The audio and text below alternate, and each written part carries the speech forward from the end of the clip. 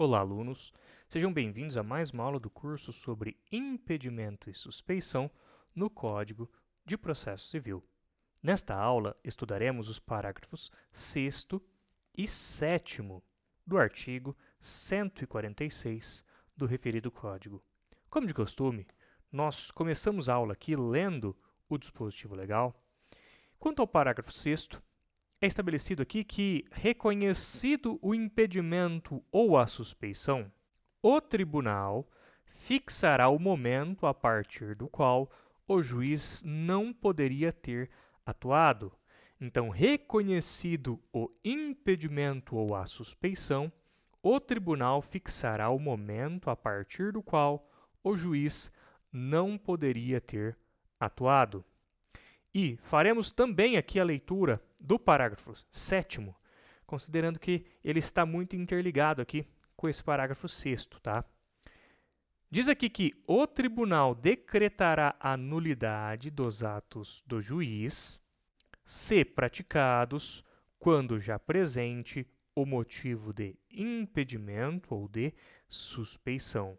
Então, o tribunal decretará a nulidade dos atos do juiz, se praticados quando já presente o motivo de impedimento ou de suspeição. Legal. Vamos lá, então. Vamos frisar aqui que é de extrema importância o tribunal definir a partir de que data o juiz não poderia atuar no processo. Porque qualquer ato praticado pelo juiz poderá ser anulado, conforme previsto no parágrafo 7º, que acabamos de ler. Então, exatamente por causa disso, é estabelecido aqui no parágrafo 6º que, reconhecido o impedimento ou a suspeição, o tribunal vai fixar o exato momento a partir do qual o juiz não poderia ter atuado naquele processo.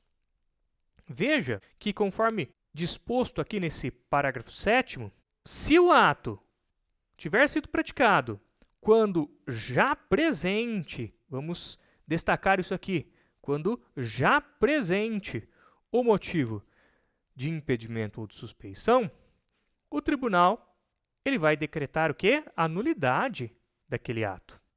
Por isso que é de extrema importância que, conforme previsto no parágrafo 6º, o tribunal defina o exato momento a partir do qual o juiz não poderia ter atuado. É importante eu destacar aqui que é possível que essa causa de impedimento ou de suspeição ela tenha surgido durante o processo ou ela já exista no momento em que o processo nasceu.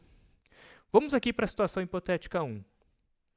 Aqui é dito que, imaginemos um caso em que o juiz é amigo íntimo do autor do processo desde a infância. Fato este que não era de conhecimento do réu quando o processo foi instaurado. Assim que toma conhecimento do fato, o réu apresenta a arguição de suspeição, mas, neste momento, o juiz já havia praticado atos processuais. Então, nessa situação hipotética aqui, olha, a causa de suspeição, ela está lá no momento em que o processo nasceu.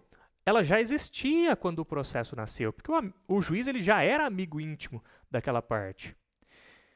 Acontece que o réu tomou conhecimento disso depois e imediatamente apresentou a arguição de suspeição. Ocorre que entre a instauração do processo e o momento em que o réu apresentou essa arguição, o juiz praticou atos, o processo correu ali e o juiz presidiu esse processo praticando atos processuais. Então, no caso aqui do exemplo, neste caso, todos os atos praticados pelo juiz serão anulados, pois desde o momento embrionário, ele, juiz, não poderia ter atuado neste processo. Ora, considerando que a causa de suspeição aqui do caso concreto, ela já existia quando o processo foi instaurado, qualquer ato que esse juiz tiver praticado no processo vai ser anulado, porque não é uma causa superveniente. Agora, vamos imaginar aqui um outro exemplo de causa superveniente, tá? Imaginemos que o juiz não tinha qualquer relacionamento com o autor do processo quando esse processo foi instaurado. O processo seguiu normalmente, até que, na véspera da audiência de instrução, o magistrado faz um empréstimo para o autor do processo, tornando-se seu credor. Então, quando o processo nasceu, o juiz não tinha absolutamente qualquer relação com o autor do processo, nem com o réu do processo. Ocorre que, no curso do processo, esse juiz tornou-se credor do autor do processo. E nós sabemos que ser credor é uma causa de suspeição.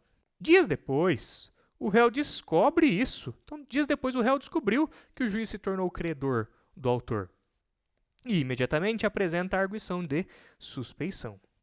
Neste caso, o tribunal fixa a data do empréstimo como o momento em que o juiz não mais poderia ter atuado no processo, decretando a nulidade dos atos por ele praticados a partir desta data, inclusive a audiência de instrução realizada no dia seguinte e presidida por aquele juiz suspeito.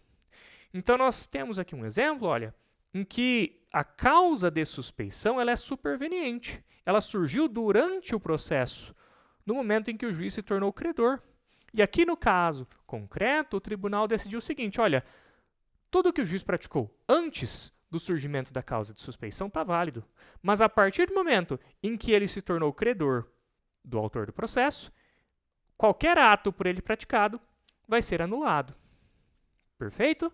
Então, é importante o que está previsto no parágrafo 6º, justamente porque vai ser essa data, aqui o momento exato a partir do qual o juiz não poderia ter atuado, vai ser essa data que vai ser a chave para nós definirmos o quê? Para definirmos quais atos serão anulados. Então, o tribunal decretará a nulidade dos atos do juiz ser praticados quando já presente, vamos destacar isso aqui mais uma vez, o motivo de impedimento ou de suspeição. Ok? Espero que vocês tenham gostado da aula. Por favor, deixem comentário nos vídeos para ajudar no engajamento, deixem o like de vocês e compartilhem o canal com os amigos. Nos vemos na próxima aula.